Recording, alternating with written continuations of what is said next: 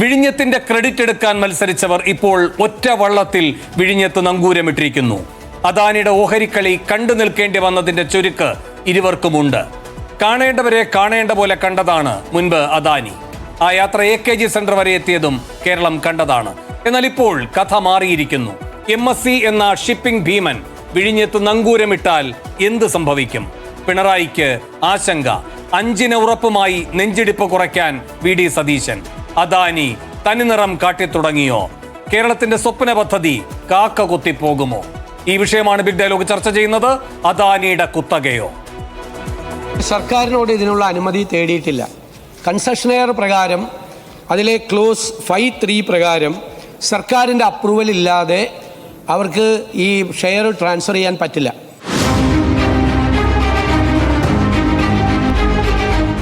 ഇപ്പോൾ 49% ഓഹരികൾ MSC വാങ്ങുന്നു എന്ന വാർത്ത പത്രങ്ങളിൽ എങ്ങനെ വന്നു? സർക്കാർ അറിഞ്ഞില്ല എന്ന് പറയുന്നതിൽ എന്ത് ന്യായമാണുള്ളത്?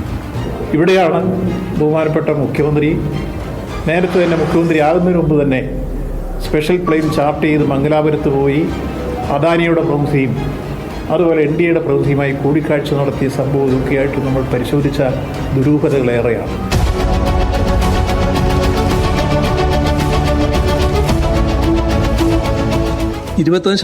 കൂടുതൽ ഓഹരി വിൽക്കുന്നത് ചേഞ്ച് ഇൻ ഓണർഷിപ്പ് ആയിട്ടാണ് കണക്കാക്കപ്പെടുന്നത്.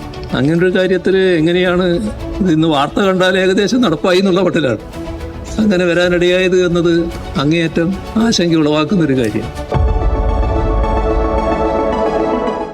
ഈ വിഷയത്തിൽ പ്രതികരിക്കാൻ CPM-ൽ നിന്നും അഡ്വക്കേറ്റ് KS അരുൺകുമാർ, കോൺഗ്രസിൽ നിന്ന് നിജേഷ് അരവിന്ദ്, BJP-യിൽ നിന്ന് V. ദേവ്, വിഴിഞ്ഞം മദർ പോർട്ട് ആക്ഷൻ സമിതിയുടെ പ്രതിനിധി ഏലിയാസ് ജോൺ എന്നിവർ ബിഗ് ഡയലോഗിൽ തത്സമയം അതിഥികളായി പങ്കുചേരുന്നു. ആദ്യം ശ്രീ KS അരുൺകുമാർ, എന്താണ് CPM ഇതുമായി ബന്ധപ്പെട്ട് കാണുന്ന ആശങ്കകൾ?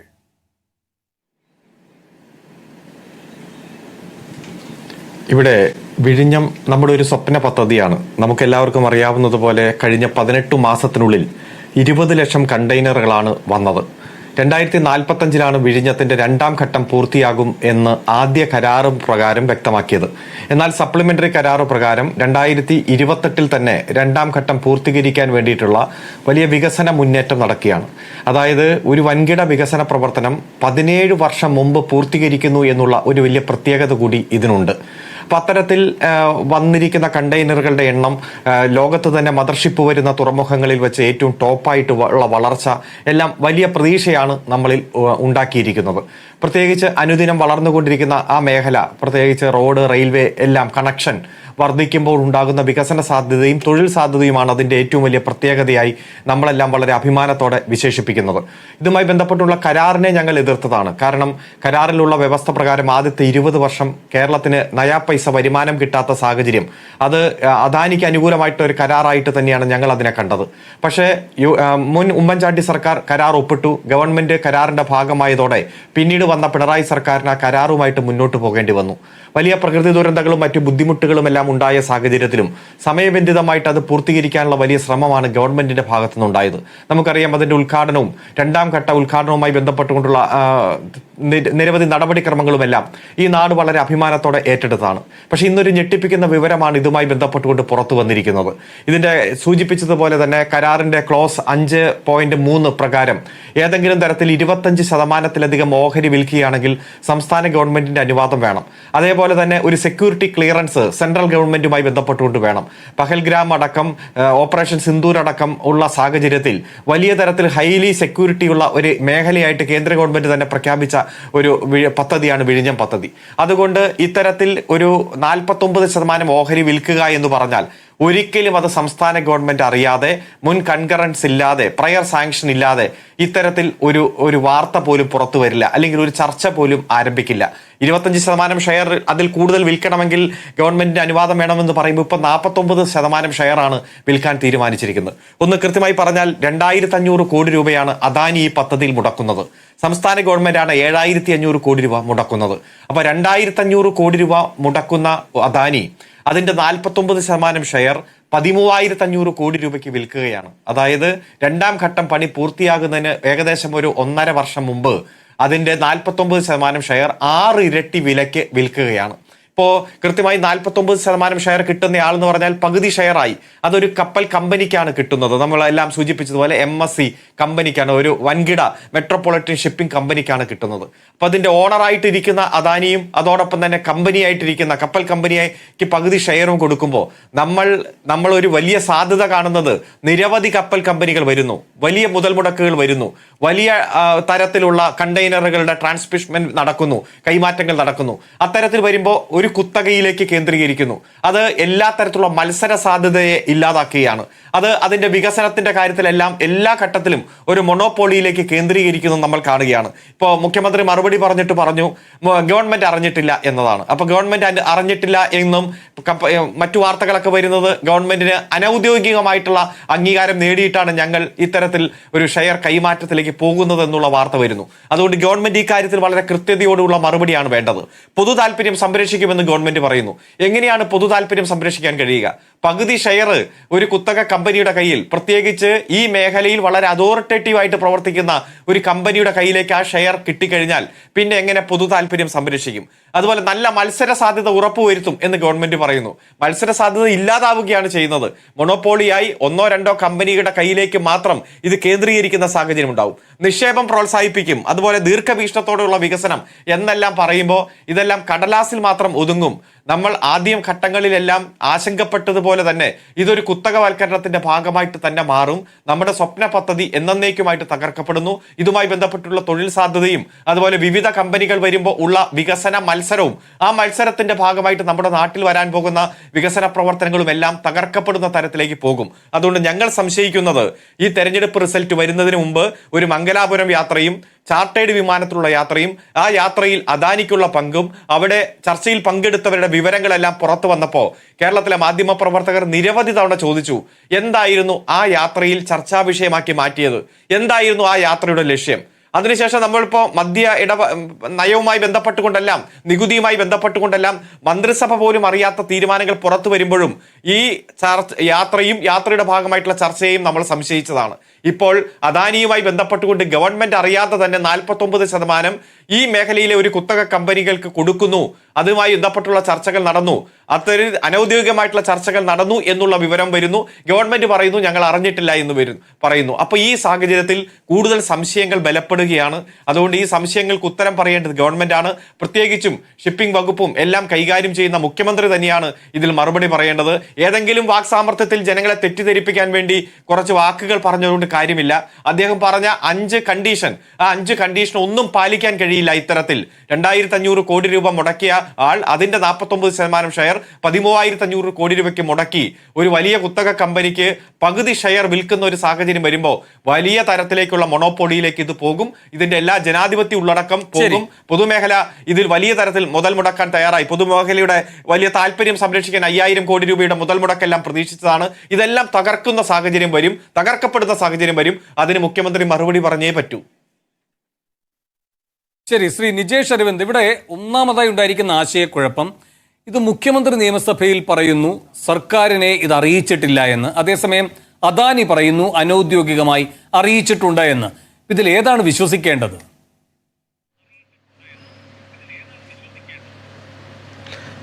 കേരളത്തിൻ്റെ നിയമസഭയ്ക്കകത്ത് കേരളത്തിൻ്റെ മുഖ്യമന്ത്രി പറയുന്നതിനെയാണല്ലോ നമ്മൾ വിശ്വസിക്കേണ്ടത്. അതും കേരളത്തിൻ്റെ പ്രതിപക്ഷ നേതാവിനോടുള്ള മറുപടിയിലാണ് പറഞ്ഞിട്ടുള്ളതും. അതുകൊണ്ട് മുഖ്യമന്ത്രിയെ തൽക്കാലം നിങ്ങൾ അവിശ്വസിക്കേണ്ട കാര്യമില്ല.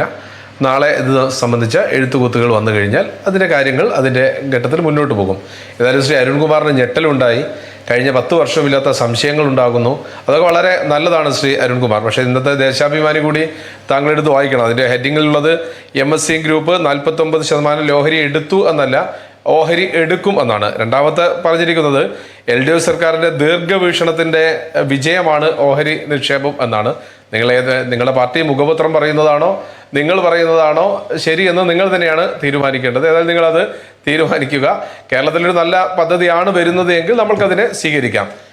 നിലവിലുള്ള വ്യവസ്ഥകളെ എന്തായാലും അട്ടിമറിക്കാൻ ആർക്കും സാധിക്കില്ലല്ലോ. കേരളത്തിലെ ഗവൺമെന്റിന് വളരെ കൃത്യമായൊരു സർക്കാരിന്, 2 സർക്കാരിന്, കേന്ദ്ര ഗവൺമെന്റും കേരള ഗവൺമെന്റും വളരെ കൃത്യമായ നിബന്ധനകളോടുകൂടിയ ഒരു കരാർ ഒരാൾക്ക് ഏകപക്ഷീയമായി അട്ടിമറിക്കാൻ കഴിയുമെന്നുള്ള വിശ്വാസം അത് നമ്മൾക്കൊന്നും ഉണ്ടാവാൻ പാടില്ലല്ലോ. അത് വരട്ടെ. വന്നു കഴിഞ്ഞാൽ അനൗദ്യോഗികമായി ചർച്ച ചെയ്തെന്നുള്ളത് ഞാൻ എവിടെയും കേട്ടിട്ടില്ല. അത് വന്നു കഴിഞ്ഞാൽ അതിനെ വ്യവസ്ഥാപിതമായ നിയമത്തിന്റെ അടിസ്ഥാനത്തിൽ നമ്മൾക്ക് മുന്നോട്ട് നീങ്ങാൻ സാധിക്കും.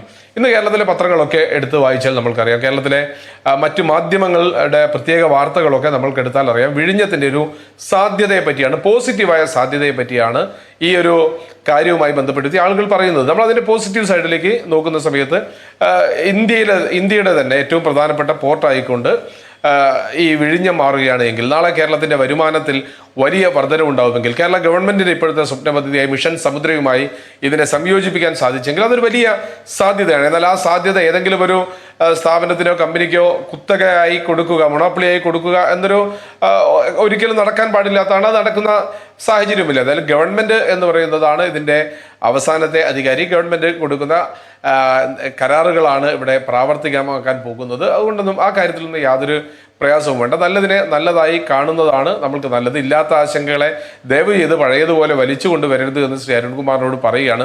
10 വർഷം നിങ്ങളുടെ സ്വപ്നങ്ങൾ ഞങ്ങൾ എല്ലാ ദിവസവും വൈകുന്നേരം കേട്ടതാണ്. കേരളത്തിന്റെ സ്വപ്ന പദ്ധതികളെ പറ്റിയും അതിനെ വിഘാതം നിൽക്കുന്നവരെ പറ്റിയൊക്കെ നിങ്ങൾ പറഞ്ഞ വാക്കുകളൊക്കെ നിങ്ങൾ സൂക്ഷിച്ച് വെക്കണം. ഞങ്ങളെ മനസ്സിൽ പണ്ട് നെടുമ്പാശ്ശേരി വിമാനത്താവളത്തിൽ വിമാനം ഇറങ്ങുന്നത് എൻ്റെ നെഞ്ഞത്തോടു കൂടിയാണ് എന്ന് പറഞ്ഞ എസ് ശർമ്മയെ പോലെയുള്ള ആളുകളെയൊക്കെയാണ് നമ്മുടെ മനസ്സിലുള്ളത്. അപ്പോൾ അവിടുത്തെ ഒരു മാറ്റം കേരളത്തിന് വന്നിട്ടുണ്ട് എങ്കിൽ ആ മാറ്റത്തിലേക്ക് നമ്മൾക്ക് മുന്നോട്ട് പോകുമ്പോൾ ദയവ് ചെയ്ത് നിങ്ങൾ ഇല്ലാത്ത ആശങ്കകൾ കൊണ്ടുവരരുത് എന്നൊരു അഭ്യർത്ഥനയാണ് മുന്നോട്ട് വെക്കാനുള്ളത്. നമുക്ക് ഒരുമിച്ച് കേരളത്തിന്റെ വികസന കാര്യത്തിൽ നാളത്തെ കേരളം നമ്മൾക്കൊക്കെ അറിയാവുന്നതുപോലെ എത്രയോ കാലങ്ങൾക്ക് അപ്പുറത്തേക്കുള്ള വികസനമാണ് ഒരു തുറമുഖ വികസനം. കമ്പനിയുടെ രാജ്യാന്തര സ്വഭാവം എന്ത് എന്ന് നമുക്കൊക്കെ അറിയുന്നതാണ്. അപ്പൊ അതിൽ ഈ കുത്തക എന്ന് പറയുന്ന ആശങ്കയ്ക്കുള്ള മറുപടി എന്താണ്?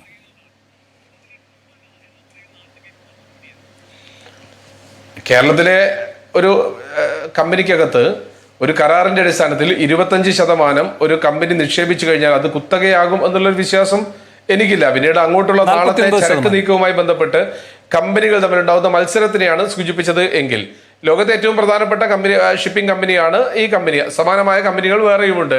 അപ്പൊ അവർക്ക് ചരക്കാണ് വലുതെങ്കിൽ ഏറ്റവും ലളിതമായി വില കുറഞ്ഞുകൊണ്ട് ചരക്ക് നീക്കമാണ് അവർ ആഗ്രഹിക്കുന്നത് എങ്കിൽ അതിന് ഏറ്റവും പ്രധാനപ്പെട്ട സ്ഥലമായ വിഴിഞ്ഞത്തേക്ക് അവർ വരാതിരിക്കുന്ന പ്രശ്നമില്ല. ഏതായാലും 25% ഓഹരി കൊടുത്തുകൊണ്ട് കേരളത്തിന്റെ ഒരു നമ്മുടെ പോർട്ട് മൊത്തമാക്കി കുത്തകയാക്കി വെക്കുക എന്നൊരു എങ്ങനെയാണത് വരിക എന്ന് എനിക്ക് മനസ്സിലാവില്ല. പിന്നെ ആരോപണം ഉന്നയിച്ചവരുടെ ആരോപണത്തിന് വലിയ വിലയൊന്നും കൊടുക്കേണ്ട കാര്യമില്ല. കാരണം 5000 കോടി പദ്ധതി പ്രഖ്യാപിച്ചപ്പോൾ തന്നെ അതിന് 10,000 കോടിയുടെ കടൽക്കൊള്ളയാണ് എന്ന് നേരത്തെ പ്രഖ്യാപിച്ചത് ഇതേ വിഷയവുമായി ബന്ധപ്പെട്ട് പ്രഖ്യാപിച്ച ആൾ ഇവിടെയുണ്ട്, ഉദ്ഘാടന ചടങ്ങിൽ പോയിട്ടുണ്ട്. ഇവിടെ ഈ അദാനിയുടെ ഈ MSCയുമായി ബന്ധപ്പെട്ട ഓഹരി വിൽപ്പനയെ വളരെ ആശങ്കയോടെ ഇരു മുന്നണികളും കാണുകയാണ്. ഈ രണ്ട് മുന്നണികളും വിഴിഞ്ഞം പദ്ധതിയുമായി ബന്ധപ്പെട്ട് അതിന്റെ ശില്പികൾ ആരെ എന്നതിൽ മത്സരിച്ചിട്ടുള്ളവരാണ്. പക്ഷേ ഈ ഘട്ടത്തിൽ അവർ ഒരേ വള്ളത്തിൽ കാൽ ചവിട്ടിക്കൊണ്ട് പറയുകയാണ് ഇതിൽ ആശങ്കയുണ്ട് എന്ന്. മാത്രമല്ല, ഇന്ന് പിണറായി ചൂണ്ടിക്കാട്ടിയ ഒരു കാര്യം കേന്ദ്ര സർക്കാർ മുന്നോട്ട് വെച്ചത് കൂടിയാണ്. ഓപ്പറേഷൻ സിന്ദൂറിന്റെ ഘട്ടത്തിലടക്കം രാജ്യസുരക്ഷയുമായി ബന്ധപ്പെട്ടൊരു കേന്ദ്രമായി വിഴിഞ്ഞത്തെ കണ്ട് അവിടെ ജാഗ്രത ഉണ്ടാകേണ്ടതിന്റെ ആവശ്യകത കേന്ദ്രം ഓർമ്മിപ്പിച്ചിട്ടുള്ളതുമാണ്. അവിടെയാണ് MSCയെ പോലെ ഒരു കുത്തക വരുന്നത്. ആ സാഹചര്യത്തെ എങ്ങനെയാണ് കാണേണ്ടത്?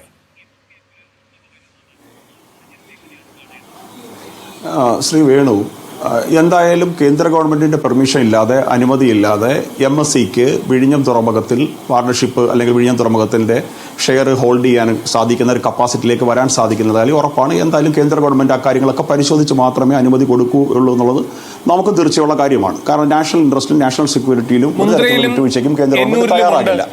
പക്ഷേ മനസ്സിലാക്കേണ്ടുന്നത് ഉണ്ട്. അതാ ഞാൻ പറയാൻ വന്നത്. മുദ്രയിലും ഉണ്ട്, എണ്ണൂറിലും ഉണ്ട്. 2 തുറമുഖങ്ങളിൽ MSCക്ക് അദാനിയുടെ സ്ട്രാറ്റജിക് പാർട്ണർഷിപ്പിൽ ഉള്ള കമ്പനിയാണ് MSC. അവർക്ക് അതിനകത്ത് ഉണ്ട്. അങ്ങ് സൂചിപ്പിച്ച 2 തുറമുഖങ്ങളിലും അവർക്ക് പങ്കാളിത്തവുമുണ്ട്. പക്ഷേ അങ്ങ് സൂചിപ്പിച്ചതുപോലെ ഈ 2 മുന്നണികളുടെ ആശങ്ക എന്ന് പറയുന്നതിനകത്തൊന്നും യാതൊരു അടിസ്ഥാനവുമില്ല. ഒന്നാമത്തെ കാര്യം, ഇവിടെ ദേശാഭിമാനിയുടെ ലേഖനത്തെ പറ്റി സൂചിപ്പിച്ചു. അത് ഏതെങ്കിലും ഒരു വ്യക്തി എഴുതിയ ലേഖനമല്ല, ദേശാഭിമാനിയുടെ സ്വന്തം ലേഖനം എഴുതിയ ലേഖനമാണ്.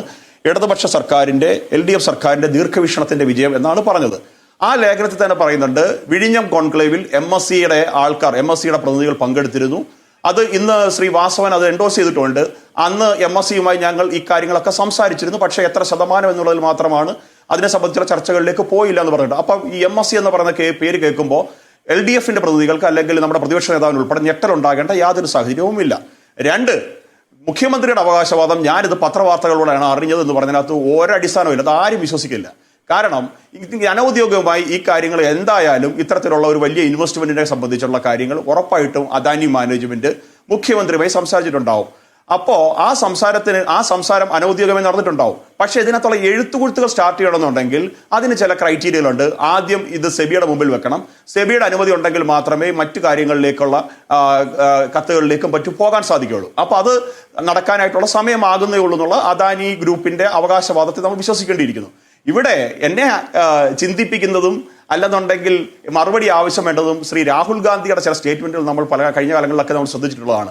അദാനി എന്ന് നരേന്ദ്രമോദിജിയെ വിമർശിക്കാനായിട്ട് നാഴികയ്ക്ക് 40 തൊട്ട് ഒരു ദിവസം 3 നേരം എന്നതുപോലെ പറയുന്ന ആളാണ് രാഹുൽ ഗാന്ധി. എന്താണ് രാഹുൽ ഗാന്ധിക്ക് അദാനിയും MSCയും തമ്മിലുള്ള ഈ ഇടപാടിനെ സംബന്ധിച്ച് പറയാനുള്ളത്?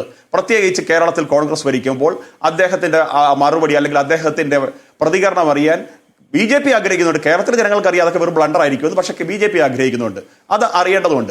പിന്നെ ശ്രീ VD സതീശൻ അറിഞ്ഞില്ല എന്ന് പറയുന്നതിനകത്ത് യാതൊരു അടിസ്ഥാനവുമില്ല. ഇത് കൃത്യമായിട്ട് നമ്മുടെ മുഖ്യമന്ത്രിക്ക് അറിവുണ്ടാകും.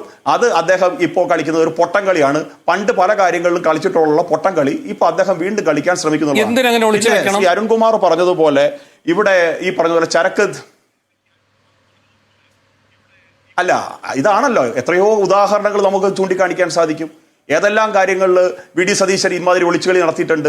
അപ്പൊ അദ്ദേഹം പറയുന്നത് പകുതിയിലധികം കാര്യങ്ങളും നുണയാണ്, വെറുതെ ബ്ലണ്ടറുകൾ ഇങ്ങനെ അടിച്ചുകൊണ്ടിരിക്കും. പോഡ്കാസ്റ്റിൽ വന്നിരുന്ന് കുറെ കാര്യങ്ങൾ പറഞ്ഞ് നമ്മൾ കേട്ടതല്ലേ. 600 കിലോമീറ്ററോളം വരുന്ന തീരദേശ ഭൂമിയിലൂടെ എന്റെ സ്വപ്ന പദ്ധതി എന്നൊക്കെ പറഞ്ഞിട്ട് ഇപ്പൊ മിഷൻ സമുദ്രമായിട്ട് വന്നില്ലേ. നമുക്ക് അറിഞ്ഞൂടെ സാഗർമാല പ്രൊജക്ട് ആണെന്നുള്ള കാര്യം. ഇങ്ങനെ വെറുതെ അദ്ദേഹം കുറെ കാര്യങ്ങൾ പറയുന്നുള്ളതാണ്. ഇങ്ങനെ ഒരു ഒളിച്ചു കടത്തൽ ഇവരുടെ ശീലമാണ്. പരസ്യമായിട്ട് കേരളത്തിന് പുറത്ത് അദാനിയെ ചീത്ത വിളിക്കുക, കേരളത്തിൽ ഒരു പ്രായോഗികമായിട്ട് അദാനിക്കൊപ്പം ചേർന്ന് നിൽക്കുക എന്നുള്ള നിലപാട് മാത്രമായിട്ട് ഇതിനെ കാണാൻ സാധിക്കുന്നുള്ളൂ. പിന്നെ ഞാൻ പറഞ്ഞു വന്നത് ശ്രീ അരുൺകുമാർ പറഞ്ഞത് ഇതിനകത്ത് വലിയ മത്സരത്തിന്റെ സ്വഭാവം ഒന്നും ഇവിടെ വരാൻ സാധ്യതയുണ്ടെന്ന് എനിക്ക് തോന്നുന്നില്ല. കാരണം MSC, പിന്നീട് മാർസെക്, അതേപോലെ തന്നെ ചൈനയുടെ കോസ്കോ ഷിപ്പിംഗ് കമ്പനി, ഇങ്ങനെയൊക്കെ ചില കമ്പനികൾ അവിടെ ഉള്ളത്. ഇതിനകത്ത് ഈ പറഞ്ഞ രാജ്യാന്തര ചരക്ക് മാനേജ്മെന്റിന്റെ ഏതാണ്ട് മേജർ ഷെയറും ഇരിക്കുന്നത് ഇപ്പൊ ഈ പറഞ്ഞിരിക്കുന്ന MSC എന്ന് പറയുന്ന കമ്പനിയിലാണ്. ഏഷ്യൻ ചരക്ക് ഗതാഗതത്തിന്റെ പൂർണ്ണ വലിയ പങ്കിരിക്കുന്നത് കോസ്കോ ഷിപ്പിംഗ് എന്ന് പറഞ്ഞ ചൈനീസ് കമ്പനിയിലാണ്. എന്തായാലും ചൈനീസ് കമ്പനിക്ക് ഈ പറഞ്ഞതുപോലെ നമ്മുടെ തുറമുഖങ്ങളിലൊന്നും ഈ ഷിപ്പിംഗ് മാനേജ്മെന്റിന്റെ അല്ലെങ്കിൽ ചരക്ക് നീക്കത്തിന്റെ ഒന്നും അനുവാദമോ അല്ലെങ്കിൽ അതിനകത്തുള്ള പങ്കാളിത്തമോ ഒന്നും കൊടുക്കാൻ കേന്ദ്ര ഗവൺമെന്റ് തയ്യാറാകുമെന്നും നമുക്ക് ആർക്കും വിശ്വസിക്കാൻ സാധിക്കുകയില്ല. ഇപ്പൊ MSC വന്നാൽ ഈ പറയുന്നതുപോലെ ക്ലിയറൻസ് എല്ലാം കിട്ടി, ദേശ താല്പര്യം മുൻനിർത്തിയുള്ള എല്ലാ ക്ലിയറൻസോടും കൂടി MSC വന്നു കഴിഞ്ഞാൽ വലിയ മുന്നേറ്റം ഉണ്ടാവും. നമ്മൾ ചിന്തിക്കേണ്ടത് എപ്പോഴും നിക്ഷേപങ്ങളെ സ്വാഗതം ചെയ്യുന്ന നിലപാടാണ് സ്വീകരിക്കേണ്ടത്. 13,000 കോടി രൂപയൊന്നും എടുത്ത് ഇൻവെസ്റ്റ് ചെയ്യാൻ നമ്മുടെ ഈ കപ്പാസിറ്റി ഇല്ല. അപ്പൊ 13,000 കോടി രൂപ ഇൻവെസ്റ്റ് ചെയ്തുകൊണ്ട് ഈ പറഞ്ഞതുപോലെ 1200 മീറ്റർ ബെർത്തിലേക്ക് അദാനി വിഴിഞ്ഞം പോർട്ട് വന്നു കഴിഞ്ഞാൽ മദർഷിപ്പുകൾ ധാരാളം വരും. ഇപ്പൊ ലോകത്ത് തന്നെ ഏറ്റവും കൂടുതൽ മദർഷിപ്പുള്ള കമ്പനിയാണ് MSC. അപ്പോൾ കൊളംബോയിലാണ് ഇപ്പൊ എനിക്ക് തോന്നുന്നത് അവർ കൂടുതൽ മാനേജ് ചെയ്തത്. കൊളംബോയിൽ നിന്നാണ് നമ്മൾ ഈ പറഞ്ഞ ഈ ഭാഗത്തേക്കൊക്കെ ഷിപ്പിംഗ് നടക്കുന്നത്. നമ്മളുടെ എന്താണ് പറയുക 57 ലക്ഷം TEU എന്നുള്ള നമ്മളുടെ ആ ലക്ഷ്യത്തിലേക്ക് ഈ പറയുന്ന സ്വപ്നത്തിലേക്ക് എത്തിച്ചേരണമെന്നുണ്ടെങ്കിൽ ഇതേപോലുള്ള പാർട്ണർഷിപ്പുകൾ ആവശ്യമാണ്. അതുകൊണ്ട് നിക്ഷേപത്തെ സ്വാഗതം ചെയ്യണം. ഒപ്പം ഇതിനകത്ത് ഈ പറഞ്ഞതുപോലെയുള്ള എന്തെങ്കിലും തരത്തിലുള്ള ഒളിച്ചുകടത്തലുണ്ടെങ്കിൽ അത് തുറന്നു പറയാൻ മുഖ്യമന്ത്രി ശ്രീ VD സതീശൻ തയ്യാറാകുകയും ചെയ്യണം. അല്ലാതെ ഇപ്പം കഴിഞ്ഞ നാളുകളിലൊക്കെ ഈ പറഞ്ഞതുപോലെ MSCയെ കൊണ്ടുവന്ന് ഇത് ഞങ്ങളുടെ ദീർഘവീക്ഷണത്തിന്റെ വിജയമാണെന്നൊക്കെ അവകാശപ്പെട്ട ഇപ്പോഴത്തെ പ്രതിപക്ഷ പാർട്ടി ഇപ്പൊ കോർപ്പറേറ്റ് ബൂർഷ പിന്നെ നവലിബറലിസം ആഗോളവൽക്കരണം എന്നൊക്കെ പറഞ്ഞ് ഇങ്ങനെയുള്ള നമ്മുടെ P രാജീവിന്റെ വാക്കുകളൊക്കെ എടുത്ത് കടം പിടിച്ചുകൊണ്ട് കടച്ചാ പൊട്ടാത്ത വാക്കൊക്കെ പറഞ്ഞിട്ട് കേരളത്തിലെ നിക്ഷേപ സാധ്യതകളെ ഇല്ലാതാക്കാൻ ശ്രമിക്കരുന്ന ഒരു താഴ്മയായ അപേക്ഷ മാത്രമാണ് CPM പ്രതിനിധിയോട് എനിക്കുള്ളത്. ശരി, ശ്രീ ഏലിയാസ് ജോൺ, MSC ഇങ്ങനെ വിഴിഞ്ഞത്ത് വന്നാൽ വിഴിഞ്ഞത്തിന് എന്ത് സംഭവിക്കും?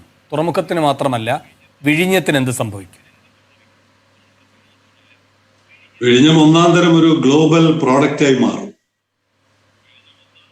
ഇന്നലെ വരെ എനിക്ക് വേണുവിനോട് ചോദിക്കാനുള്ളത്, വേണു വളരെ ചെറുപ്പമായിരുന്ന കാലത്ത് ഏത് ചാനലാണെന്ന് എനിക്ക് ഓർമ്മയില്ല, ഇവിടെ ഒരു ടെൻഡർ പോലും കിട്ടാതെ സർക്കാരിനെതിരെ ഞങ്ങൾ സമരം ചെയ്തു. ഒരു മന്ത്രിയുടെ വീട്ടിലോട്ട് ഞങ്ങൾ മാർച്ച് നടത്തി. ഒരു ടെൻഡർ അനൗൺസ് ചെയ്തിട്ട് ഒരാൾ പോലും ടെൻഡർ വാങ്ങിയിട്ടില്ല. അങ്ങനെ ഒരു കാലത്ത് നിന്ന്, ഞാൻ പറയുന്നത് അറൌണ്ട് 20 years ബാക്ക്, അങ്ങനെ ഒരു കാലത്ത് നിന്ന് ഇന്ന് വിഴിഞ്ഞത്തേക്ക് ലോകത്തിലെ നമ്പർ 1 കമ്പനിയായ Mediterranean shipping company they are holding around 1,500 ഷിപ്പുകൾ അവർ ഓപ്പറേറ്റ് ചെയ്യുന്നുണ്ട്.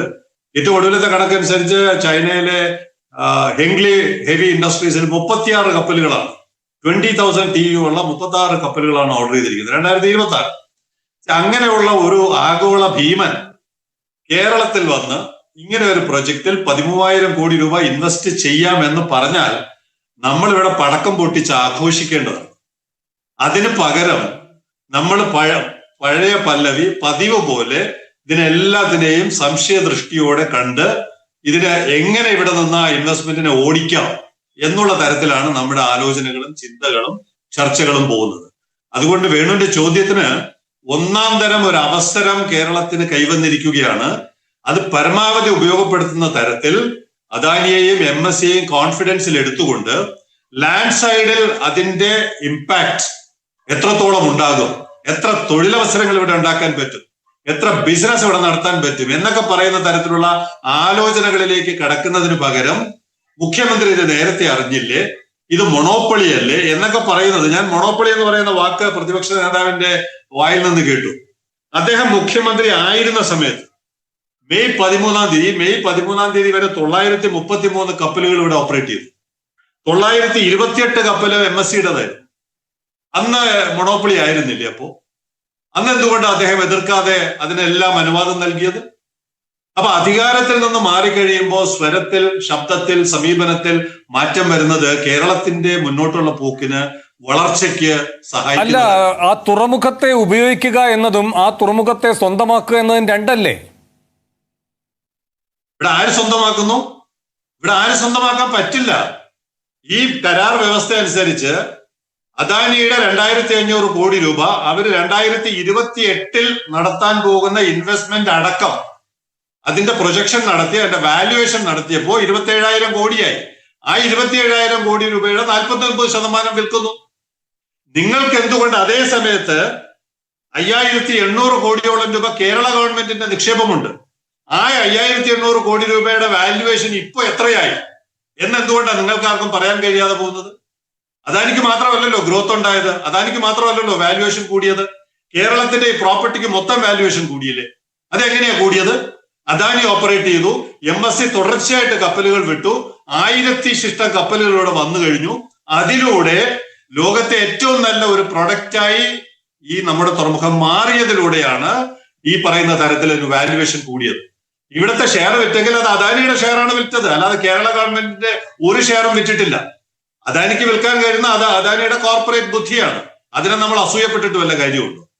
അതുകൊണ്ട് ഇത് കേരളത്തിന് കിട്ടിയ ഒന്നാം തരം. ഞങ്ങൾ ഇതിനു വേണ്ടി ഇത്തരത്തിലുള്ള ഗ്ലോബൽ ഇൻവെസ്റ്റ്മെന്റിന് വേണ്ടി കഴിഞ്ഞ പക്ഷേ ശ്രീ എലിയാസ് ജോൺ, ഇന്ന് പ്രതിപക്ഷ നേതാവ് ചൂണ്ടിക്കാട്ടിയതുപോലെ വിഴിഞ്ഞം ലക്ഷ്യം വെച്ചിരിക്കുന്നത് എന്താണ്? അതിനകത്ത് ഈ പറയുന്ന ബഹുവിധ പങ്കാളിത്തമാണ്. സ്വകാര്യ മേഖലയിൽ തന്നെ ഏതെങ്കിലും ഒരാളുടെ കുത്തകയായിട്ടല്ല നിൽക്കേണ്ടത്. അപ്പോൾ അങ്ങനെ മൾട്ടി ലെയർ ആയിട്ടുള്ള സാധ്യതകളാണ് വരേണ്ടത്. അവിടെ മത്സരാധിഷ്ഠിത സംവിധാനം ഉണ്ടാകണം. അപ്പോൾ അങ്ങനെ വികേന്ദ്രീകൃത സ്വഭാവം അതിനുണ്ടാവുക എന്ന ഉറപ്പാണ് ഈ വിഴിഞ്ഞം എന്ന് പറയുന്നതിലേക്ക് സർക്കാർ ഇത്ര ഗൗരവത്തോടെ അതിന് ഈ പറയുന്ന പങ്കാളിത്തത്തോടെയൊക്കെ അതിനെ സാക്ഷാത്കരിക്കുമ്പോഴുള്ള ലക്ഷ്യം. ഉമ്മൻചാണ്ടി ഒപ്പിട്ട കരാറ് അത് റിവൈസ് ചെയ്ത് LDF ഒപ്പിട്ട കരാറിലും ഈ പറയുന്ന മൾട്ടിപ്പിൾ പ്ലെയേഴ്സിന് പ്രസക്തി ഉണ്ടല്ലോ. ഇവിടെ ആരാ പറഞ്ഞില്ലെന്ന്? ഈ പറയുന്ന കേരളം ഒരു ഫെസിലിറ്റേറ്റർ ആണ്. ഈ ഒരു പ്രോഡക്റ്റ് കേരളം എല്ലാ കമ്പനികൾക്കും ഓഫർ ചെയ്യണം. 3 വർഷം കഴിയുമ്പോൾ ഇത് നിർബന്ധമായും എല്ലാ ഓപ്പറേറ്റേഴ്സിനും കൊടുത്തേ പറ്റൂ. അത് ആർക്കും തടയാൻ പറ്റില്ല. ഈ പറയുന്ന പുതിയ കരാർ ഒപ്പിട്ടാൽ പോലും MSCയും മേഴ്സ്കും CMA-CGMും ഹബാക് ലോയിഡും കോസ്കോയും സിമ്മും സകല കമ്പനികളും ഇവിടെ വരും, വന്നേ പറ്റൂ. അത് ഒരു പക്ഷേ ഇത്രയും 13,000 കോടി നിക്ഷേപിക്കുന്നത് കൊണ്ട് 2000 മീറ്റർ ബെർത്തിന്റെ നീളം കൂടുമ്പോൾ ഒരു പക്ഷെ 1200 മീറ്റർ MSC സ്വന്തമായിട്ട് വെക്കും. ബാക്കി എപ്പോഴും കിടപ്പുണ്ടല്ലോ 800 മീറ്റർ. ഇന്നത്തേതുപോലെ 1000. പക്ഷേ ശ്രീ എലിയാസ് ജോൺ, ഈ MSCയുടെ കുത്തകയാണ് ഇവിടെ വരുന്നതെങ്കിൽ മേഴ്സ്ക് അടക്കമുള്ളവർ നിർബന്ധ ബുദ്ധിയോടെ മാറി നിൽക്കും, മറ്റു സമ്മർദ്ദങ്ങൾ അവർ നേതൃത്വം കൊടുക്കും, അങ്ങനെയുള്ള ആശങ്കകളും ഉയരുന്നുണ്ട്.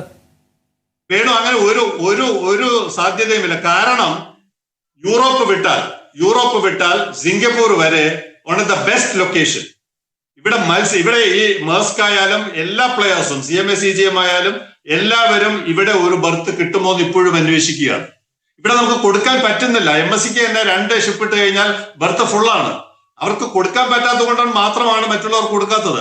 1200 എന്നുള്ളത് 2000, 800 എന്നുള്ളത് 2000-ലോട്ട് പോകുമ്പോൾ തീർച്ചയായിട്ടും ലോകത്തിലെ എല്ലാ പ്ലെയേഴ്സും ഇവിടെ ഉണ്ടാകും. അതിനുള്ള കരാർ ഉമ്മൻചാണ്ടിയുടെ കരാറിലുണ്ട്. മൾട്ടി പ്ലെയേഴ്സിന് കൊടുത്തേ പറ്റൂ. Kerala is only a facilitator. അദാനിക്ക് അത് തടയാൻ പറ്റത്തില്ല. അപ്പൊ ഈ 49% ഒറ്റയാൾ തന്നെ എടുത്തുകൊണ്ട് പോകുമ്പോ ഇന്നിപ്പോ പ്രതിപക്ഷ നേതാവ് ചൂണ്ടിക്കാട്ടുന്ന സാഹചര്യമോ അല്ലെങ്കിൽ അത്തരം ഒരു ആശങ്ക ഉന്നയിക്കുന്നതോ? വേണു, അത് തെറ്റായിട്ടുള്ള ആശങ്കയാണ്. അങ്ങനെ ഒരു മൊണോപ്പൊളി ഇവിടെ കൊടുക്കാൻ പറ്റില്ല.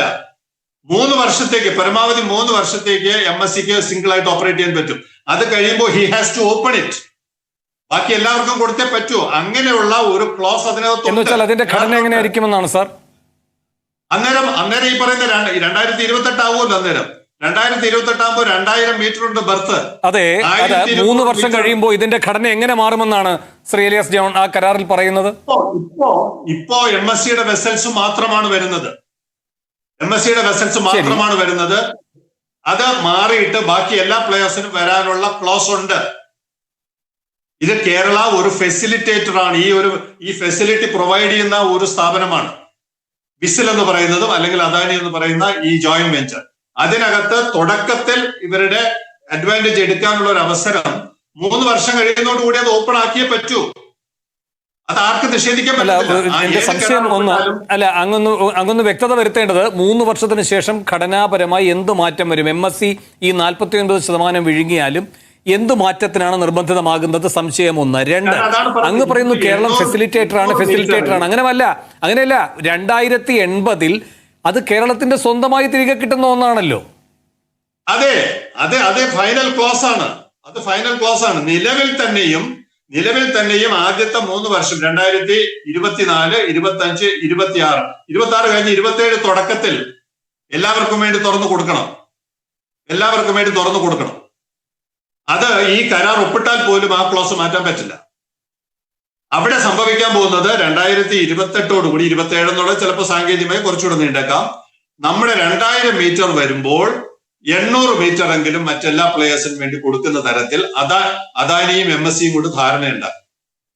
അല്ലാതെ ഈ പ്രൊജക്ടിന് മുന്നോട്ട് പോകാൻ കഴിയില്ല. അപ്പൊ നമ്മൾ ഇല്ലാത്ത ആശങ്കയാണ് നമ്മൾ ഈ മൊണോപ്പൊളി എന്നും നാഷണൽ സെക്യൂരിറ്റി എന്നൊക്കെ പറഞ്ഞു. മൾട്ടി പ്ലേയേഴ്സിന് നിർബന്ധമായും ഉൾപ്പെടാൻ കഴിയുന്ന തരത്തിലുള്ളതാണ് നമ്മുടെ വ്യവസ്ഥ. ആണ് 100%. ശരി, ഇപ്പൊ എന്തുകൊണ്ട് കൊടുക്കുന്ന പറഞ്ഞോളൂ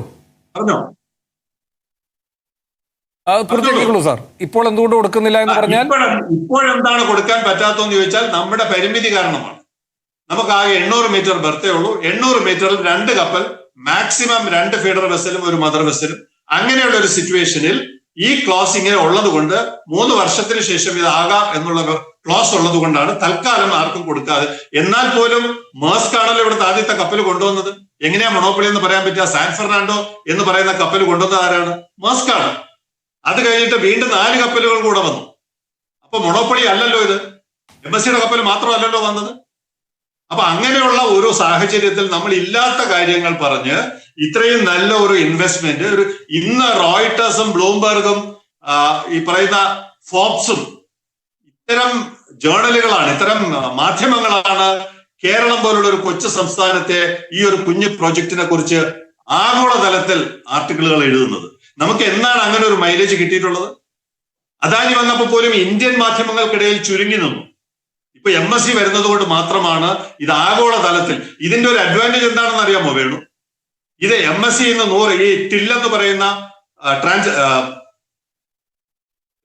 പറയുന്ന അവരുടെ of shoot terminal investment limited എന്ന് പറയുന്ന കമ്പനി ലോകത്ത് 100 ടെർമിനലുകൾ ഓപ്പറേറ്റ് ചെയ്യുന്നു. 100 ടെർമിനൽ ഓപ്പറേറ്റ് ചെയ്യുമ്പോൾ ഗേറ്റ് തുറന്ന ടെർമിനലുകളാണ്, നമ്മളെപ്പോലെ അടച്ചിട്ടിരിക്കുന്ന ടെർമിനൽ അല്ല. അവിടെ എല്ലാം നിരവധി കമ്പനികളുണ്ട്, നിരവധി എക്സ്പോർട്ടേഴ്സ് ഉണ്ട്, നിരവധി ഇമ്പോർട്ടേഴ്സ് ഉണ്ട്, നിരവധി വാല്യൂ അഡീഷൻ നടത്തുന്നവരുണ്ട്. കേരള ഗവൺമെന്റ് ഒരു റിക്വസ്റ്റ് നടത്തിയാൽ മതി MSCയോട്, നിങ്ങളുടെ 100 ടെർമിനലിലുള്ള കമ്പനികളെ എല്ലാം ഞങ്ങളുടെ ഈ ടെർമിനലിലും ട്രിവാൻഡ്രത്തും കൊണ്ടുവരണമെന്ന് ഗവൺമെന്റ് വളരെ പോളിഷ്ഡ് ആയിട്ട് ആവശ്യപ്പെട്ടാൽ MSC അത് വർക്ക് ചെയ്യും, MSC അത് സ്വീകരിക്കും. അവർക്ക് വളരെ എളുപ്പത്തിൽ അവരുടെ ആ പാർട്ട്ണർ കമ്പനികളെ എല്ലാം നമ്മുടെ ഇവിടെ കൊണ്ടുവരാൻ പറ്റും. ഇത്രയും വലിയ പ്രോജക്റ്റ് വെച്ചിട്ട് ഇന്ന് വരെ ഗേറ്റിന് പുറത്ത് ഒരാൾക്ക് ഒരു ചായക്കടയിൽ ഒരു ചായ വിറ്റിട്ടില്ല. അറിയാമോ വേണുവിന്? നമ്മൾ ഒരുപാട് ചർച്ച ചെയ്തതല്ലേ ഈ വിഷയമൊക്കെ. ഗേറ്റിന് പുറത്ത് ഒരു ചായ വിറ്റിട്ടില്ല അഡീഷണൽ ആയിട്ട്. അങ്ങനെ ഇരുന്നാൽ മതിയോ ഈ പ്രൊജക്ട്? അത്തരത്തിലുള്ള സാധ്യതകളുടെ തുടക്കമാണ്. ഇവിടെ ആരോ പറയുന്നതായിട്ട് ആരും അറിഞ്ഞിട്ടില്ല, കേട്ടിട്ടില്ല. ഞാൻ റിപ്പോർട്ട് ചെയ്തിട്ടുണ്ട് ഈ സ്റ്റോറി. 2 ആഴ്ച മുമ്പ് അദാനിയെ MSCയുമായിട്ട് ഡീലിംഗിന്റെ ചർച്ച നടക്കുന്നു എന്നുള്ള വിവരം ഞാൻ റിപ്പോർട്ട് ചെയ്തിട്ടുണ്ട്. I can send evidence. അപ്പൊ ഇതല്ല എന്ന് പറഞ്ഞാൽ ഔദ്യോഗികമായിട്ട് ഒരു പക്ഷേ അവർ മുഖ്യമന്ത്രി അറിയിച്ചു കാണത്തില്ല. അദ്ദേഹത്തിന് താല്പര്യം ഉണ്ടായിരുന്നെങ്കിൽ ഇത് അറിയാനുള്ള എല്ലാ അവസരവും ഉണ്ടായിരുന്നു. അദ്ദേഹത്തിന്റെ തിരക്ക് കാരണം അദ്ദേഹം ശ്രദ്ധിച്ചിരുന്നില്ല. Because I am concentrating in the subject, studying the subject very closely so that I could extract all these details. ഞാൻ മനസ്സിലാക്കിയിട്ടുണ്ട് 2 ആഴ്ച മുമ്പ് MSCയും അദാനിയും തമ്മിൽ ഇത്തരത്തിലൊരു ഡീലിന്റെ ഇനീഷ്യൽ ഡിസ്കഷൻ തുടങ്ങിയിട്ടുണ്ട്. ശരി, പക്ഷെ അതിനേക്കാൾ ഉത്തരവാദിത്തമാണ് നേരത്തെ അരുൺ പറഞ്ഞതുപോലെ തുറമുഖ വകുപ്പ് കൂടി ഏറ്റെടുത്ത മുഖ്യമന്ത്രിയുടെ ഉത്തരവാദിത്തം. അല്ലാതെ വെറുതെ അങ്ങൊരു വകുപ്പ് ഏറ്റെടുക്കുകയല്ലല്ലോ വേണ്ടത്. ഞാൻ ഇടവേളയ്ക്ക് പോകണം. ഇടവേളയ്ക്ക് ശേഷം അരുൺ അടക്കമുള്ള മറ്റതിഥികളിലേക്ക്.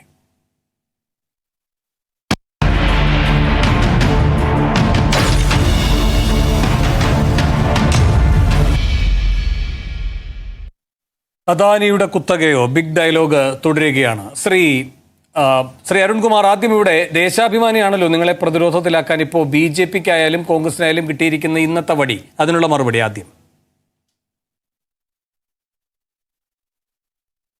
ദേശാഭിമാനി അതൊരു ഇൻവെസ്റ്റ്മെന്റ് എന്ന രൂപത്തിലാണ് ആ വാർത്ത കൊടുത്തിരിക്കുന്നത്. ഇപ്പൊ ഇവിടെ ചർച്ചയിൽ പങ്കെടുത്ത പലരും സൂചിപ്പിക്കുന്നത് ഇൻവെസ്റ്റ്മെന്റ് വരുന്നത് നല്ലതല്ലേ. എന്നാൽ അത് തെറ്റാണ്, ആ വാർത്ത തെറ്റാണ്. ഇൻവെസ്റ്റ്മെന്റ് അല്ലല്ലോ, ഇത് ശരിക്കും ഷെയർ കൈമാറ്റമാണ്. ഷെയർ കൈമാറ്റം, അതിന്റെ ഭൂരിഭാഗം നികുതി 49% നികുതി കൈമാറ്റമാണ്. ഇപ്പോൾ ഇതിൽ കരാർ പ്രകാരം ഏതെങ്കിലും തരത്തിൽ നികുതി കൈമാറ്റം 25% കൂടുതലാണെങ്കിൽ അത് ശരിക്കും ഓണർഷിപ്പിന്റെ കൈമാറ്റമാണ്.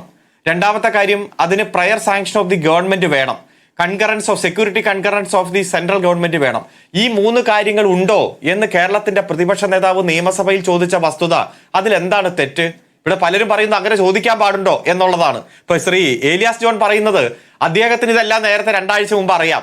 അദ്ദേഹത്തിന് അതിനുള്ള സാമർത്ഥ്യമോ കഴിവുണ്ടായിരിക്കാം, മറ്റാരും അറിഞ്ഞില്ല എന്നുള്ളതാണ് പ്രശ്നം. ഗവൺമെന്റ് ഇത് അറിഞ്ഞോ? കരാർ പ്രകാരം ഗവൺമെന്റിന്റെ മുൻകൂട്ടി അനുവാദമില്ലാതെ ഇപ്പോ ഈ സ്റ്റേറ്റ് ഗവൺമെന്റുമായിട്ട് ഓണർഷിപ്പുള്ള അല്ലെങ്കിൽ കരാറുള്ള അദാനിയുടെ ഏക പോർട്ടാണിത്. കാരണം സ്റ്റേറ്റ് ഓണർഷിപ്പുമായിട്ടുള്ളത്, സ്റ്റേറ്റ് പാർട്ണർഷിപ്പ് ഉള്ളത്, ബാക്കിയെല്ലാം അദാനിയുടെ സ്വന്തം പോർട്ടാ. ഇപ്പോ 5976 കോടി രൂപയുടെ മയക്കുമരുന്ന് കള്ളക്കടുത്ത് കയ്യോടെ പിടികൂടിയ ഗുജറാത്തിലെ പോർട്ട് അത് അദാനിയുടെ സ്വന്തമാണ്. അവിടെ സ്റ്റേറ്റ് പാർട്ണർഷിപ്പ് ഇല്ല. സ്റ്റേറ്റ് പാർട്ണർഷിപ്പ് ഉള്ള ഏക തുറമുഖമായ വിഴിഞ്ഞത്ത് ഈ ഏതെങ്കിലും തരത്തിൽ അതിന്റെ ഓണർഷിപ്പ് കൈമാറ്റം ചെയ്യുമ്പോൾ, പ്രത്യേകിച്ച് 26% മുകളിലാകുമ്പോൾ ഓണർഷിപ്പ് തന്നെ മാറ്റാണ്. അത് മറു പാർട്ട്ണറായ ഗവൺമെന്റ് അറിയണം എന്ന് പറഞ്ഞാൽ കൃത്യമായിട്ടുള്ള വ്യവസ്ഥ തന്നെയല്ലേ? അത് ഈ ഗവൺമെന്റ് അറിഞ്ഞിട്ടുണ്ടോ എന്ന് കേരളത്തിന്റെ പ്രതിപക്ഷ നേതാവ് നിയമസഭയിൽ ചോദിച്ചാൽ അങ്ങനെ ചോദിക്കാൻ പാടില്ല എന്നുണ്ടോ? അതിന് മറുപടി പറയുന്നത് അറിഞ്ഞിട്ടില്ല എന്നതാണ്. 2 ആഴ്ച മുമ്പ് ശ്രീ നിജേഷ് അരവിന്ദ് പറയുന്നത് അതിൽ മുഖ്യമന്ത്രി വിശ്വസിക്കണമെന്നാണ് ഒന്ന്.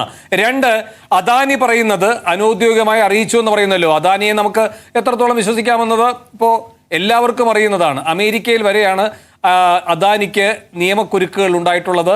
അതിൽ ഈ സർക്കാർ, കേന്ദ്ര സർക്കാർ എത്ര മുൻകൈയെടുത്ത് ആണ് US സർക്കാരുമായി ധാരണയിലെത്തിക്കൊണ്ടത് സെറ്റിൽമെന്റിലേക്ക് പോയെന്ന് നമുക്കറിയുന്നതാണ്. ഇപ്പോഴും അതിന്റെ നിയമക്കുരുക്കുകൾ US കോടതിയിൽ തുടരുന്നതാണ് ഏറ്റവും ഒടുവിൽ വന്ന വാർത്തയും. അപ്പൊ അതൊക്കെ നമ്മുടെ മുന്നിൽ ഉണ്ട്. ഇവിടുത്തെ സെബി പോലെയുള്ള അവിടുത്തെ സംവിധാനത്തെയാണ് അദാനി പറ്റിച്ചിട്ടുമുള്ളത്. അതുകൊണ്ട് നമുക്ക് അദാനിയുടെ വിശ്വാസത അവിടെ നിൽക്കട്ടെ, അവർ അനൗദ്യോഗികമായി അറിയിച്ചു എന്ന് പറയുന്നതും അവിടെ നിൽക്കട്ടെ. നിജേഷ് പറയുന്നത് പോലെ മുഖ്യമന്ത്രി പറയുന്നതാണോ നാം വിശ്വസിക്കേണ്ടത്? പ്രതിപക്ഷ നേതാവിനെ വിശ്വസിക്കണം എന്നതുപോലെ തന്നെയാണ് മുഖ്യമന്ത്രിയെ വിശ്വസിക്കേണ്ടത്. ആ വാദം അങ്ങ് അംഗീകരിക്കുന്നുണ്ടോ? ഒന്ന്. രണ്ടാമത്തെ കാര്യം, ഇവിടെ സെബിയെ ആദ്യം അറിയിക്കുക, അതിനുശേഷം മതി സർക്കാരിനെ അറിയിക്കുക, അങ്ങനെയാണ് അതിന്റെ ക്രമം എന്ന് പറയുന്നു. അതിനുമുള്ള മറുപടി അല്ല. ഇപ്പോ ബഹുമാന്യനായ പ്രതിപക്ഷ നേതാവ് മുഖ്യമന്ത്രിയുടെ മറുപടി കേട്ടപ്പോൾ എന്താണ് പറഞ്ഞത്? രാവിലെ ഒരു ക്ലാരിറ്റി കുറവുണ്ടായിരുന്നു. എന്നാൽ മുഖ്യമന്ത്രി മറുപടി പറഞ്ഞപ്പോൾ മുഖ്യമന്ത്രി അറിഞ്ഞിട്ടില്ല, ഗവൺമെന്റ് അറിഞ്ഞിട്ടില്ല എന്ന് പറഞ്ഞത് വിശ്വാസത്തിലെടുക്കുകയാണ്. ഇപ്പൊ നമുക്ക് മുഖ്യമന്ത്രിയെ അവിശ്വസിക്കുകയല്ല, അപ്പൊ അദ്ദേഹം പറഞ്ഞ് വിശ്വാസത്തിലെടുക്കുക. അങ്ങനെ വിശ്വാസത്തിലെടുക്കുമ്പോൾ അതൊരു കരാർ വയലേഷൻ അല്ലേ? ഗവൺമെന്റിന്റെ മുൻകൂട്ടി അനുവാദമില്ലാതെ ഇത്തരത്തിൽ കൈമാറാൻ പാടുണ്ടോ? എങ്ങനെയാണ് ഈ വാർത്ത വന്നത്? എങ്ങനെയാണ് ഓണർഷിപ്പ് തന്നെ ചേഞ്ച് ആവുന്നത്? നമ്മുടെ മുന്നിൽ കണക്കുകളുണ്ടല്ലോ. അപ്പൊ 2500 കോടി മുടക്കിയ ആൾ അയാൾ കൈമാറിയിട്ടില്ല, വിൽക്കുന്നു. അത് ആശയവിനിമയമാണ് നടന്നിട്ടുള്ളത്. ഒന്ന്, ഇത് ഒരു സെക്കൻഡ്, കൈമാറിയിട്ടില്ല, ആശയവിനിമയമാണ് നടന്നിട്ടുള്ളത്. പിന്നെ വാസവൻ പറഞ്ഞില്ലേ MSCയുമായി ചർച്ച നടത്തിയിട്ടുണ്ട്, പക്ഷെ ഓഹരി എത്ര എന്നതിലേക്ക് ആ ചർച്ച വികസിച്ചിട്ടില്ല എന്ന്. അല്ല, അത് രണ്ടാണ്. എന്താണ് MSC ഇവിടെ വന്നത്? അത് ഗ്ലോബൽ ഇൻവെസ്റ്റേഴ്സ് മീറ്റുമായി ബന്ധപ്പെട്ടുകൊണ്ടും പല ലോജിസ്റ്റിക് പാർക്കുമായി ബന്ധപ്പെട്ടുകൊണ്ടും ഇൻവെസ്റ്റ്മെന്റിനാണ്, പുതിയ വികസന പ്രവർത്തനങ്ങൾക്ക് വേണ്ടിയിട്ടാണ്.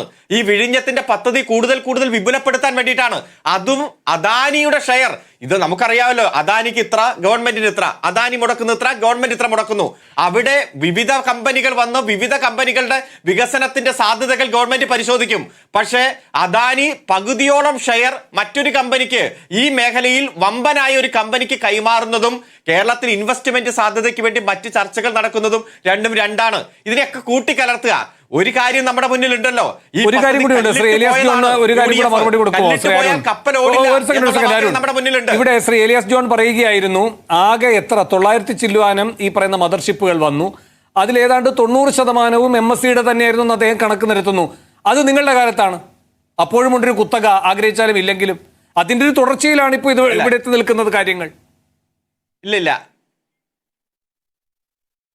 ലോകത്ത് തന്നെ മദർഷിപ്പ് വരുന്ന ഏറ്റവും പ്രധാനപ്പെട്ട തുറമുഖങ്ങളിൽ ആദ്യം 4 എടുത്താൽ അതിലൊന്നായിട്ട് വിഴിഞ്ഞം മാറുന്നു.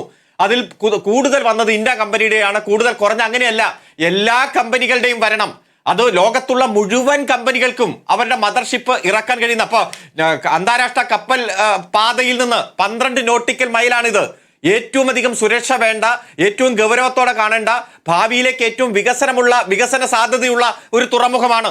ആ തുറമുഖത്തിൽ ഏതെങ്കിലും ഒരു പ്രത്യേക കമ്പനിയുടെ കുത്തകയായി മാറാതെ എല്ലാ കമ്പനികളും യഥേഷ്ടം വരികയും മത്സര സാധ്യതയോടെ ഇടപെടുകയും അതിന്റെ പ്രയോജനം കേരളത്തിന് കിട്ടുകയും വേണം. ഇപ്പൊ എത്ര നമ്മൾ പറഞ്ഞാലും 20 വർഷത്തേക്ക് നയാ പൈസ കേരളത്തിന് ഇല്ല.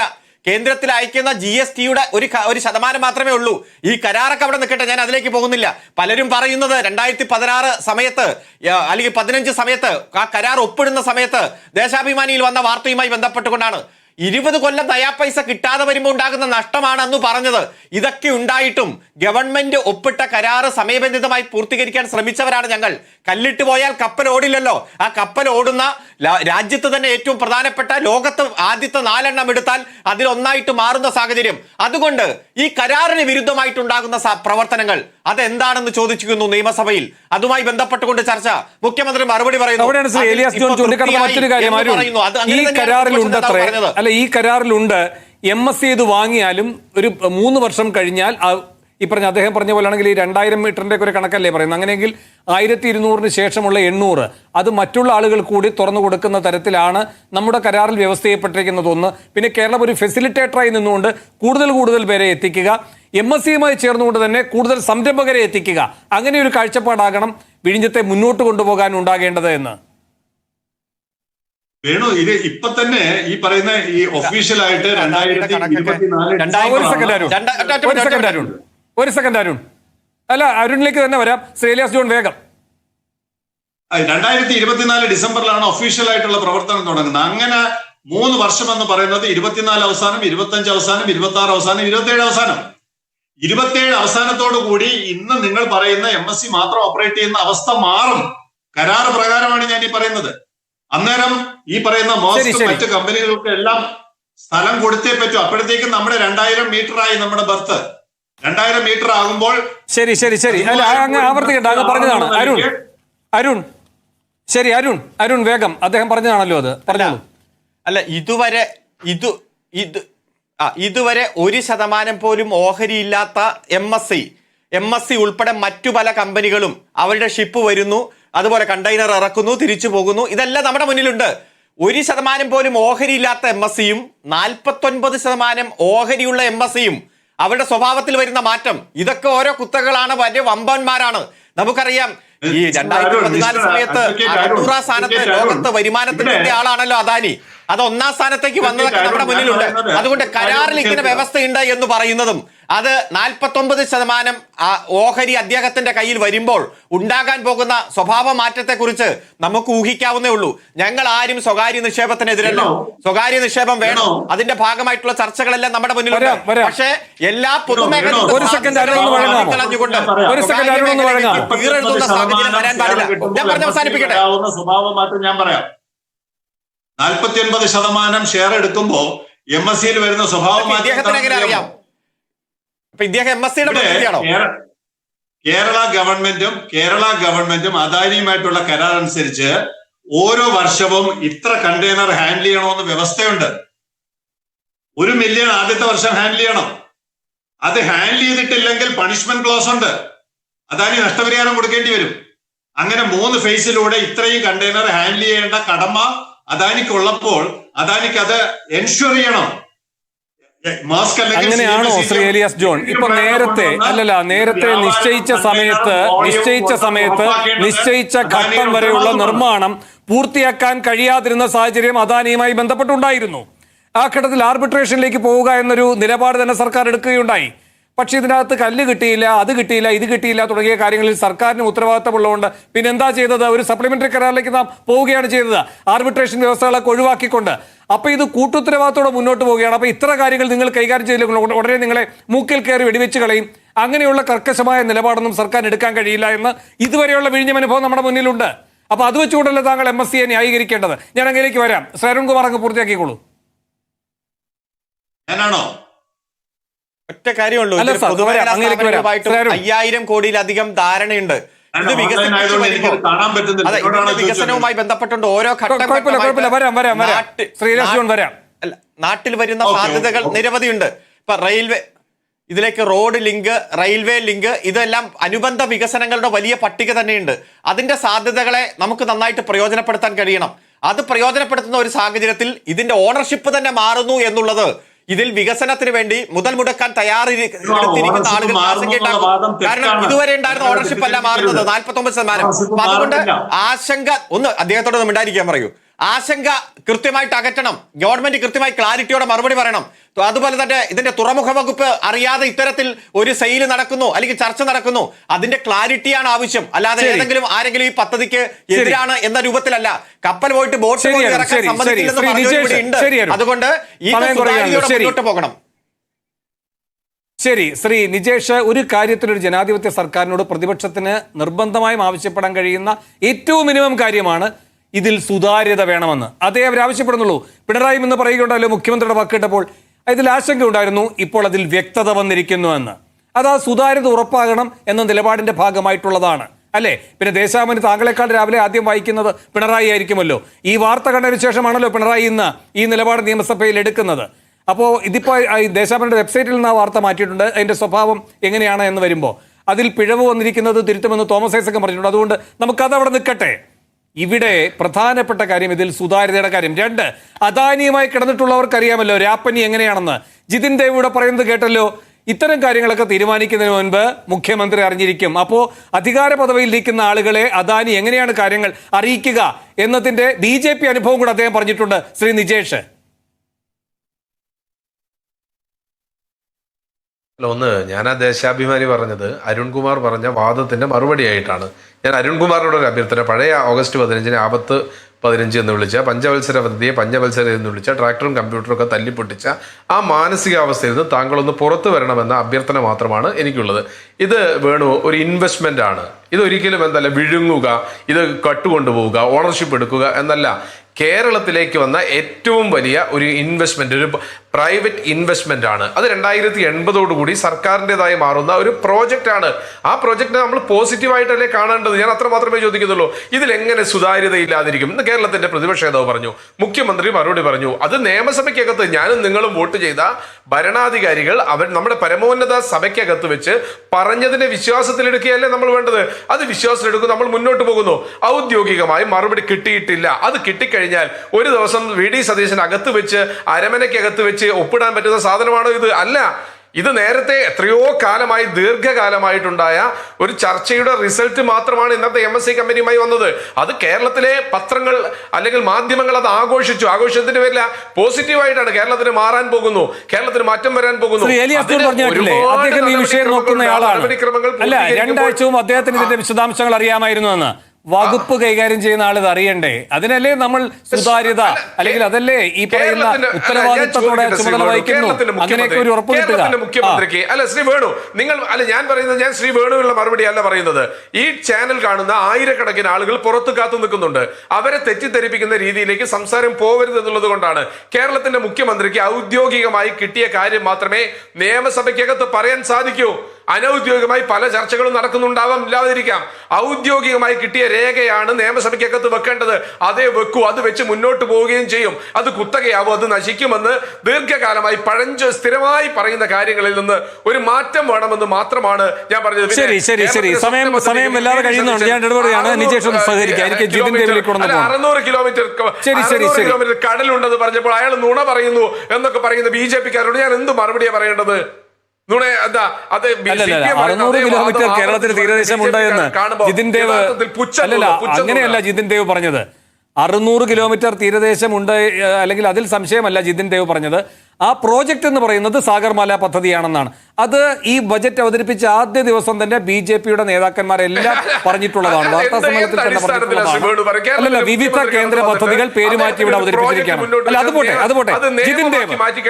ശരി ജിതിൻ ദേവ് എന്ന് പറയുമ്പോൾ അതിനെ ദയവ് ചെയ്ത് വേർഡ് സപ്പോർട്ട് ചെയ്ത് വേർഡ് ഇതിനെ ഓൺ ചെയ്തത് അത്രയേ ഉള്ളൂ. ഇല്ല, ഞാൻ അദ്ദേഹം പറഞ്ഞതിന്റെ കാര്യത്തിൽ വ്യക്തതയാണ് വരുത്തിയത്. നിങ്ങളുടെ വിമർശനം അവിടെ നിന്നോട്ടെ. ശ്രീ ജിതിൻ ദേവ്, ഇവിടെ സൂം വന്ന ഘട്ടത്തിൽ, സൂം ഡെവലപ്പേഴ്സ് വന്ന ഘട്ടത്തിൽ അന്ന് UPA സർക്കാരാണ് അതിന് അനുമതി നിഷേധിച്ചതിന്റെ പ്രധാനപ്പെട്ട ഘടകം. അന്ന് VS ആണ് ഇവിടെ ഉള്ളത്. അതിൽ ഏറ്റവും പ്രധാനപ്പെട്ട തടസ്സമായി പറഞ്ഞിരുന്നത് അതിന്റെ ചൈനീസ് ബന്ധമാണ്. ഇതിപ്പോൾ സ്വിസ് ആഗോള കുത്തകയാണ്. ഇവിടെ സിന്ദൂറുമായി ബന്ധപ്പെട്ട ഘട്ടത്തിൽ കേന്ദ്രം തന്നെ പറഞ്ഞിട്ടുണ്ട് ഇതിന്റെ രാജ്യസുരക്ഷാ പ്രാധാന്യം. അദാനിയുടെ തോളിൽ കയറ്റാൽ എല്ലാവരും വിശുദ്ധരാകുമോ?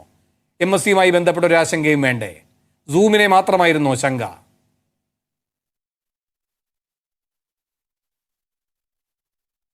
വേണു, അതിലേക്ക് ഞാൻ വരാം. രണ്ട് കാര്യങ്ങൾ. ഒന്ന്, അദാനി കാര്യങ്ങൾ അറിയിപ്പിക്കുന്ന BJP രീതിയെ സംബന്ധിച്ച് ഇവിടെ ജിതിൻ ദേവ് സൂചിപ്പിച്ചു, അങ്ങ് പറഞ്ഞു.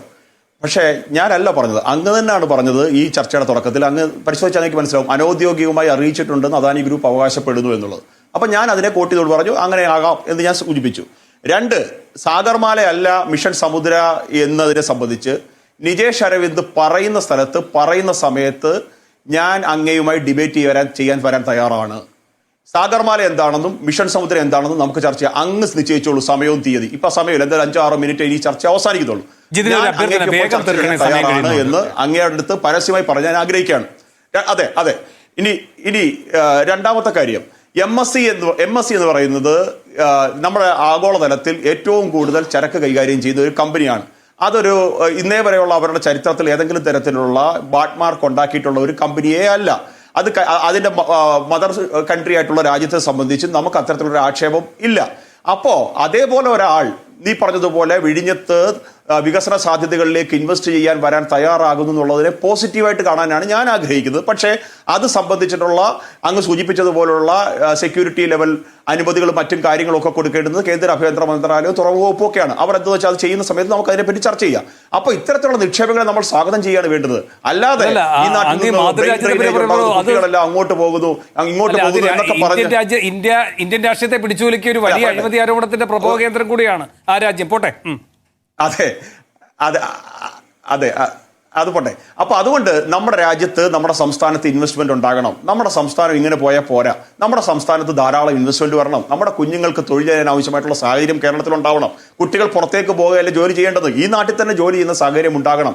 അതുകൊണ്ട് ഇത്തരത്തിലുള്ള ഇൻവെസ്റ്റ്മെന്റുകളെ തുടക്കത്തിൽ തന്നെ എതിർക്കാതെ ഇതിനെ പോസിറ്റീവായിട്ട് കണ്ടുകൊണ്ട് മുന്നോട്ട് പോകണമെന്നാണ് എന്റെ അഭിപ്രായം. രണ്ട്, ശ്രീ എലിയാസ് ജോൺ സൂചിപ്പിച്ചതുപോലെ ഇവിടെ ഉണ്ടാക്കിയിരിക്കുന്ന ഈ എഗ്രിമെന്റിന്റെ 5.52ലും 5.5 ക്ലോസ് 5ന്റെ 8.1ലും കൃത്യമായിട്ട് ഇത് ഒരു ഷിപ്പിംഗ് കമ്പനിക്കും അല്ലെങ്കിൽ ഒരു ചരക്ക് നീക്ക കമ്പനിക്കും മൊണോപ്പൊളി ആയിട്ട് ഇത് ഉപയോഗിക്കാൻ സാധിക്കില്ലെന്ന് കൃത്യമായിട്ട് ആ എഗ്രിമെന്റിനകത്തുള്ള, അത് ഞങ്ങൾ ഉണ്ടാക്കിയ എഗ്രിമെന്റ് അല്ല, ആ എഗ്രിമെന്റിൽ കൃത്യമായിട്ട് പറയുന്നുണ്ട്. അതുകൊണ്ട് ഇത്തരത്തിൽ ഇത് മൊണോപ്പൊളി ആയി പോവും. പിന്നെ അദാനി അവരുടെ കയ്യിലിരിക്കുന്ന ഷെയർ ഈ പറഞ്ഞതുപോലെ 49% MSCക്ക് കൊടുക്കുന്നത് കൊണ്ട് ഈ വിഴിഞ്ഞം തുറമുഖം തന്നെ വിറ്റു എന്നൊക്കെ പറയുന്നത് ഇന്നത്തെ കാലത്ത് ബാലിശമായ ആരോപണമാണ്. CPM-നെ ഓർപ്പിക്കാൻ ഞാൻ ആഗ്രഹിക്കുന്നു.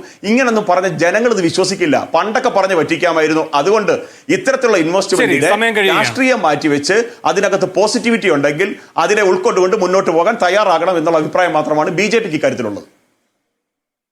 ശരി, എന്തായാലും പ്രതിപക്ഷ നേതാവ് ഇന്ന് മാതൃകാപരമായ ഒരു സമീപനം സ്വീകരിക്കുകയുണ്ടായി. മുഖ്യമന്ത്രി പറയുന്നതിൽ ഒരു വ്യക്തത വന്നതുകൊണ്ട് അത് അംഗീകരിക്കുന്നുവെന്ന്. അത് മുഖ്യമന്ത്രിയുടെ മേൽ കൂടുതൽ ഭാരിച്ച ഉത്തരവാദിത്തമാണ് കേരളവും കേരളത്തിന്റെ പ്രതിപക്ഷവും എല്ലാം നൽകിയിരിക്കുന്നത്. ഔദ്യോഗികമായി അറിയിച്ചിട്ടുണ്ടാകില്ല, അനൗദ്യോഗികമായി അറിയിച്ചിട്ടുണ്ടോ? തുറന്ന മനസ്സോടെ VD സതീശൻ കാര്യങ്ങൾ വ്യക്തമാക്കണം. വളരെ നന്ദി ഈ ചർച്ചയിൽ പങ്കെടുത്ത എല്ലാവർക്കും. ബിഗ് ഡയലോഗ് അവസാനിക്കുന്നു. ഇനി ഉടൻ കാണാം ബിഗ് എഡിറ്റോറിയൽ.